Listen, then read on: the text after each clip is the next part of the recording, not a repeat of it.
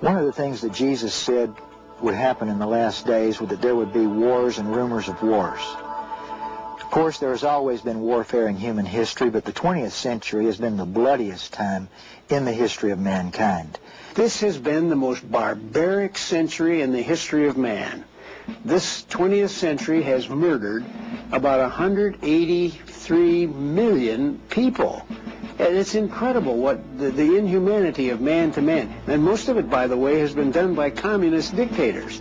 We've seen an increase in the capacity of mankind to inflict destruction unparalleled in human history. You know, there have been 60 million people who've been killed in the 5 major wars of the 20th century. And probably another 150 million have died at the hands of communist persecutors. Who knows how many have died in guerrilla conflicts? And since the advent of the atomic bomb in 1945, mankind has lived in the shadow of nuclear holocaust, which could destroy all life on the earth. Prior to the middle of the 20th century, many of the events described in Revelation could not have been possible except through supernatural means. However, now, with the advent of nuclear and biological weapons, many of these prophesied horrors of mass destruction appear imminent.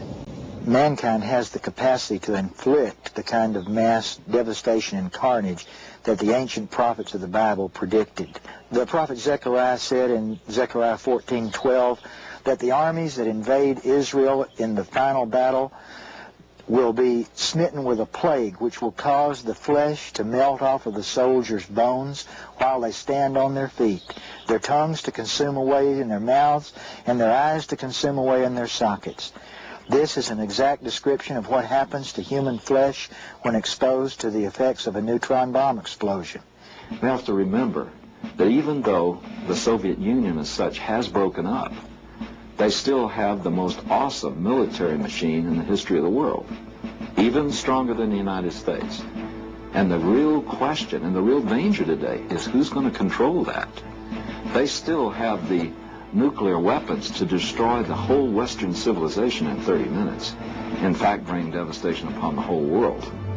They have over 30,000 thermonuclear warheads with the ability to deliver them.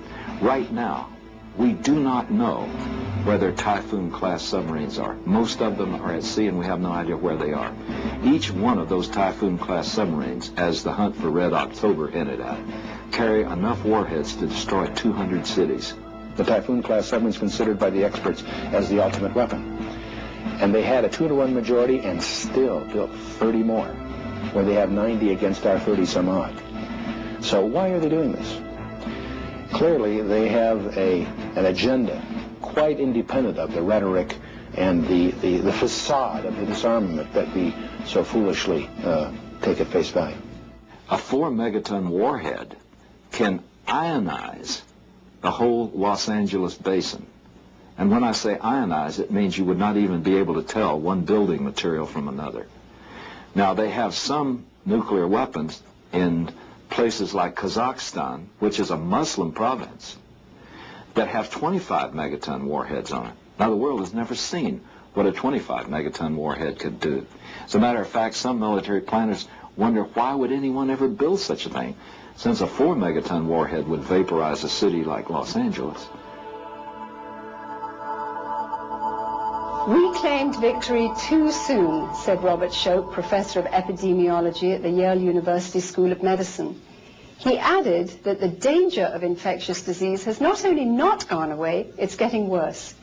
In addition to the out-of-control AIDS virus and the ever-expanding number of hepatitis cases, deaths during the final decade of the 20th century have skyrocketed from vaccine-immune strains of TB, cholera, pneumonic plague, E. coli, Ebola, hantavirus, and strep A, the flesh-eating bacteria.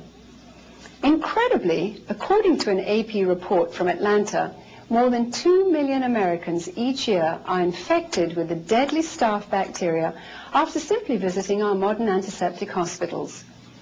This results in 60,000 to 80,000 deaths per year, more than the number of American casualties from the entire Vietnam War. Diseases like tuberculosis, meningitis, pneumonia, and various types of sexually transmitted diseases were thought to have been eliminated with the advent of effective modern antibiotics. But today, they've re-emerged as antibiotic-resistant strains, which are again threatening the human population. And we have no new medicines with which to counteract their spread. One need only look at the sharp increase in earthquake activity during the latter part of the 20th century to see exactly what Jesus meant when he said these disasters would increase in number and intensity prior to the 7-year tribulation. From 1890 to 1900, there was only one earthquake recorded anywhere in the world with a magnitude of 6.0 or greater. From 1900 to 1910, there were 3 such killer earthquakes. From 1910 to 1930, there were 4. And from 1930 to 1940, there were 5. 13 were recorded from 1940 to 1970. 56 were recorded from 1970 to 1980. From 1980 to 1990, there were 310. And then there was an incredible increase during just the first half of the 1990s when 747 killer earthquakes were recorded. In addition, volcanic eruptions, tornadoes, hurricanes, floods, and famines have all increased with unbelievable and dramatic severity in recent years. The rise in earthquakes is just catastrophic. For example, each decade outperforms the number of killer earthquakes in the decade before it. It's almost like we're getting ready for what Hollywood calls the big one. Well, I got news for Hollywood. According to Bible prophecy, there are 2 big ones coming, and the earthquake shakes of the future are just catastrophic. Jesus compared the way things would be during these prophesied times with the period of the biblical prophet Noah. In Noah's day, the earth's population had become so immoral that the Bible says the thoughts of men were continually evil. Noah tried to warn those around him of the impending judgment of a global flood, but sadly, no one believed. Could the decaying moral climate today be just one more indication that the judgments of the tribulation are right around the corner? Paul to Timothy talks about 18 different signs in the last days, perilous times should come, and then he describes our modern era as far as moral insanity is concerned, how the people will be heady and high-minded and lovers of pleasures rather than lovers of God, having a form of godliness, denying the power thereof, disobedient to parents, and you have the conflict between parents and children and so on. That whole catalog of sins is very specific, and when you read it in the Bible and you read the New York Times or the Los Angeles Times, you begin to recognize that we are living in the fulfillment of those very days, the attack on our moral culture. I think what we're seeing in America is a very definite decline in the culture into a coarseness, almost into what I would call a new dark ages. Dr. Francis Schaeffer, in his speech many years ago, made the statement that we are now living in a post-Christian era. This is being brought about through the major universities of America. It's being brought about by a left-leaning, secular, humanistic media. The Christian value system has been basically marginalized in our society as not being the basis for right thinking, morality, etc.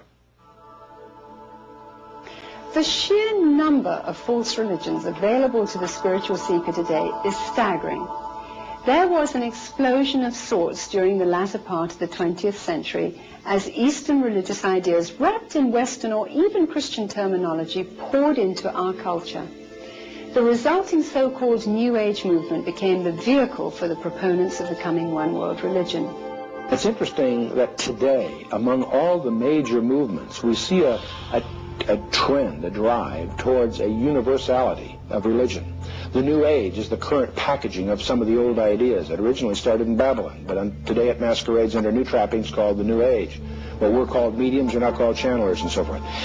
We see all kinds of movements in Islam, in Catholicism, in the classical Protestant denominations, and the New Age, groping for common ground. One of the great